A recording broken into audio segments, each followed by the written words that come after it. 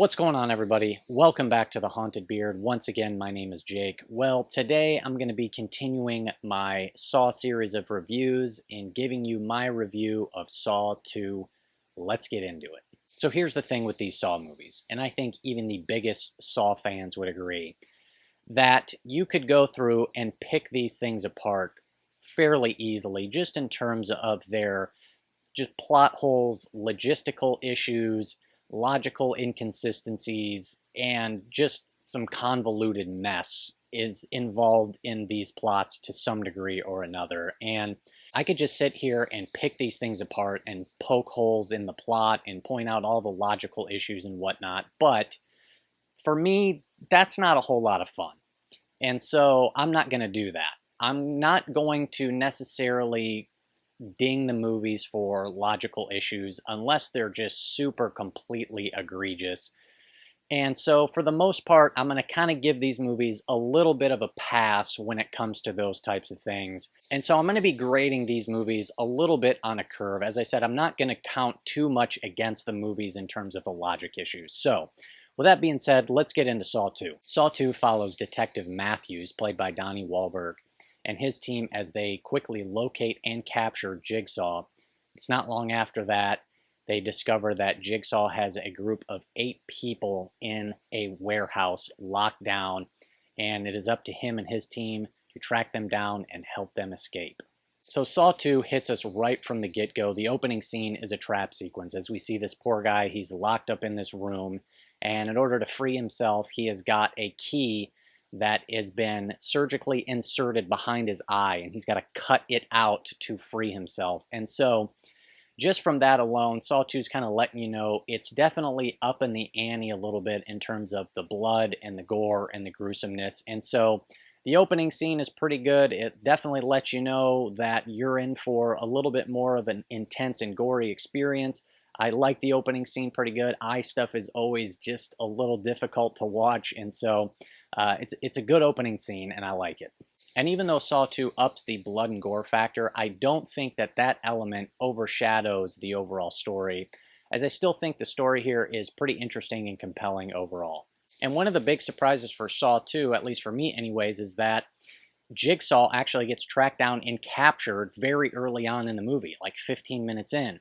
And one of the best parts of this movie is that we really get to finally see Jigsaw and spend some time with him, as he was largely absent in the first movie and just kind of evaded everybody, right? We didn't really find out who he was, obviously, until the end. But here we finally get to spend some time with this great evil character, and we just get some, I think, pretty good dialogue exchanges and just scenes with him and Donnie Wahlberg just kind of going back and forth, verbal sparring a little bit, but we actually get some time to spend time with that character and kind of see his character flesh out, and I really like that about Saw 2.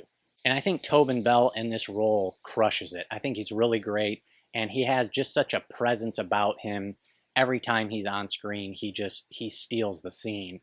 And it's amazing because he's surrounded by all these police officers and guys in bulletproof jackets and guns and everything, and he's just this frail old man dying of cancer, but he is the scariest one there. He's the most terrifying presence in the room, and you really feel that. And his first opening scene that we see where he's talking with Donnie Wahlberg is just really solid. It's a really good character introduction, and he gives us kind of that famous line that just kind of lets us know we're in for something here with Saw 2. And he begins to bleed from every orifice he has. Oh, yes. There will be blood.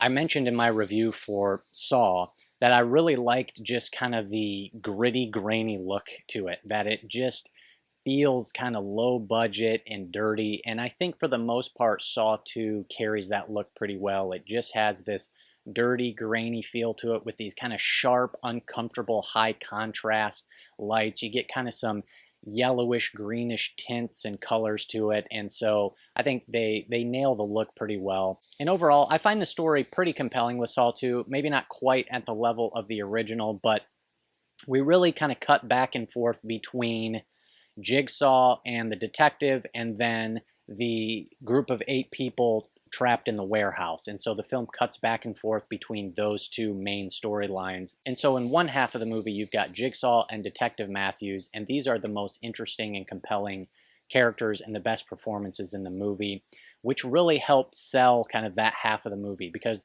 there's not a whole lot going on. They're really just in that one location, and the majority of it is just Jigsaw and the detective having those dialogues and just talking back and forth. But the performances there are good, and so it kind of keeps you invested. Whereas on the other hand, you've got the 8 strangers in the room, and the characters here, there's really not a whole lot there. There's not much fleshing out for the most part. The performances are fine and serviceable, but what kind of keeps us invested on that half of the movie is that this is where all the blood and carnage happens. And so this is where you get all the traps and all the escape room, put the pieces of the puzzle together type vibes.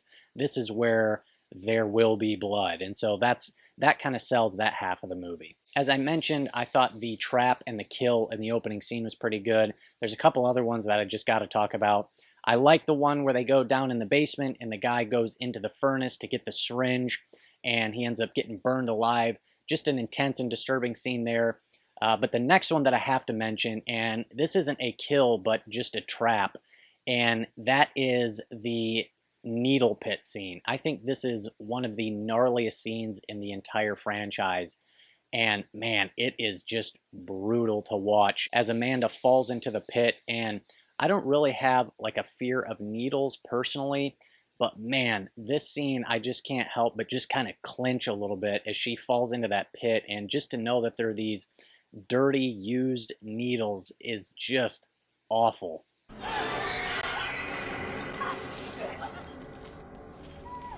So as the 8 strangers keep trying to figure out how to escape the warehouse, eventually some information comes out and some things kind of get put together. And of course, there's a connection between the strangers in the house and the detective. And we know from the get-go that one of the people in there is his son.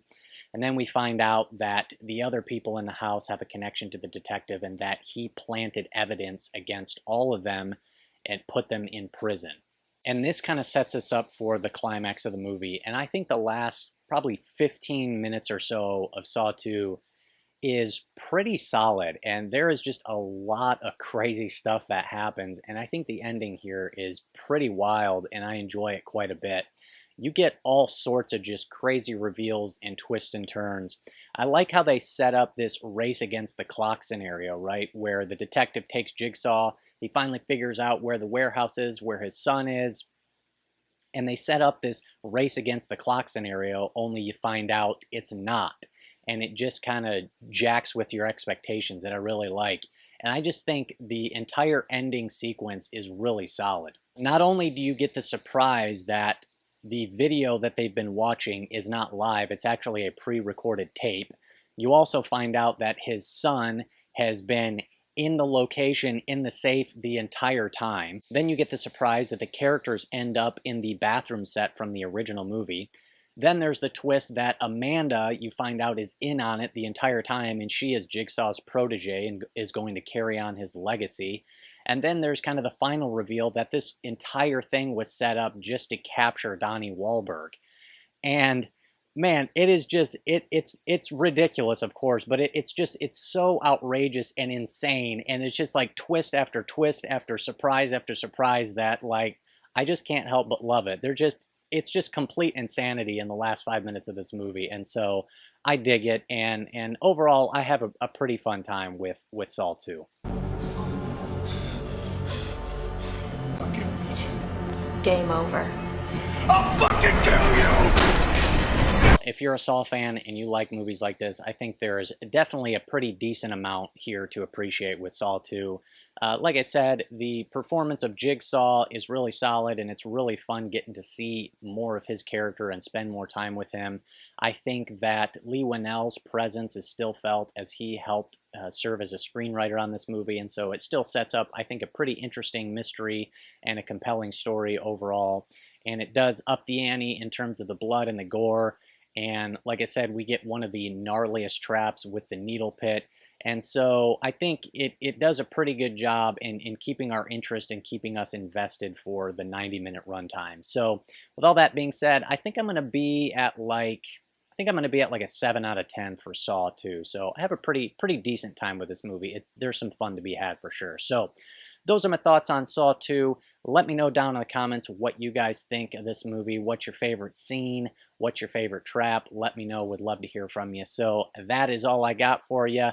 Once again, thank you so much for watching, and if you like videos like this, that is what I do on The Haunted Beard. It is all horror and thriller movie content coming at you, so hit that subscribe button. I greatly appreciate it, and I'll see you next time on The Haunted Beard.